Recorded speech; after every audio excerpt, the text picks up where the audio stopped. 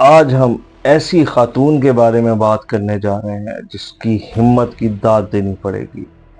وہ لڑکی انٹرنیٹ پر چھائی ہوئی ہے اور جس کا نام ہے ابتہال ابوسعد۔ اس نے مائکروسافٹ کا ایک بہت بڑا راز فاش کر ڈالا۔ مائکروسافٹ بھی اس لڑکی کے پیغام کو دبا نہیں پایا۔ Yeah, the fear of contributing to the genocide in Gaza is greater for me. اس ایک لمحے نے ٹیکنالوجی کی دنیا کو ہلا ڈالا۔ مائکروسافٹ انجینئر ابتہال ابوسعد اپنی کمپنی کے سربراہوں کو مخاطب کیا، جس میں بل گیٹس بھی شامل تھا۔ اس کا پیغام بہت واضح تھا۔ Stop using AI for genocide, Mustafa. Stop using AI for genocide in our region. You have blood on your hands. All of Microsoft has blood on its hands. How dare you all celebrate when Microsoft is killing children? Shame on you all. نسل کشی کے لیے اے آئی کا استعمال بند کرو۔ اب سمجھتے ہیں کہ ہوا کیا تھا اور مائکروسافٹ کا کردار کہاں تک جاتا ہے۔ آئیے اسے سمجھتے ہیں۔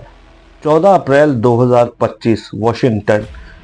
مائکروسافٹ کی 50ویں سالگرہ کے دوران ابتہال ابوسعد نے مائکروسافٹ کے سی ای او مصطفیٰ سلیمان کو ٹوک دیا اور اس کے ساتھ ساتھ فلسطین کے خلاف جنگ میں منافع کمانے پر شریک کر دیا۔ سیکیورٹی نے اس لڑکی کو دھکیل کر ہال سے تو باہر نکال دیا، لیکن بات یہاں ختم نہیں ہوئی۔ ابتہال نے پوری کمپنی کو ای میل بھیجی اور مسلم نسل کشی میں مدد فراہم کرنے پر مائکروسافٹ پر پھٹ پڑی۔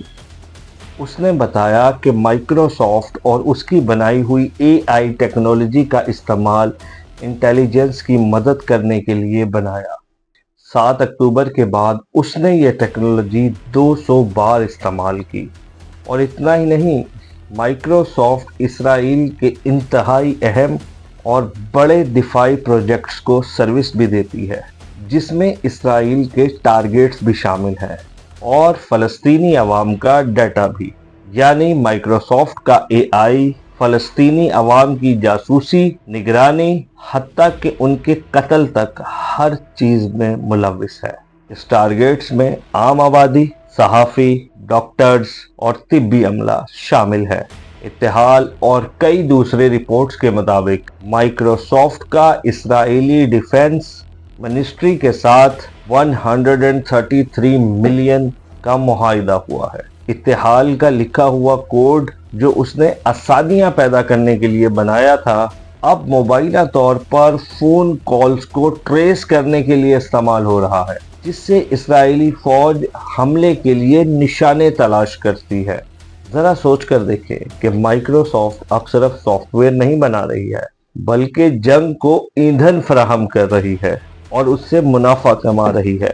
اور جب ابتہال یا اس جیسے دوسرے ملازمین آواز اٹھانے کی کوشش کرتے ہیں تو ان کی آواز کو دبایا جاتا ہے، انہیں ڈرایا جاتا ہے، بلکہ ملازمت سے نکال دیا جاتا ہے۔ ابتہال اس وقت سب سے بڑی آواز بن چکی ہے، جس نے یہ بتایا کہ ٹیکنالوجی کی یہ بڑی کمپنی کس طرح نسل کشی میں مددگار بنی اور لوگ اس کی بات کو سن رہے ہیں۔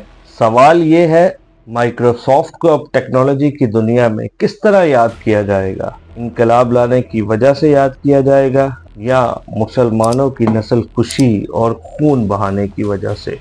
اگر آپ کو میری ویڈیو اچھی لگی اور اس طرح کی مزید ٹاپکس پہ آپ ویڈیوز دیکھنا چاہتے ہیں تو چینل کو سبسکرائب کریں۔ ملتے ہیں انشاءاللہ نیکسٹ ویڈیو میں۔ اللہ حافظ۔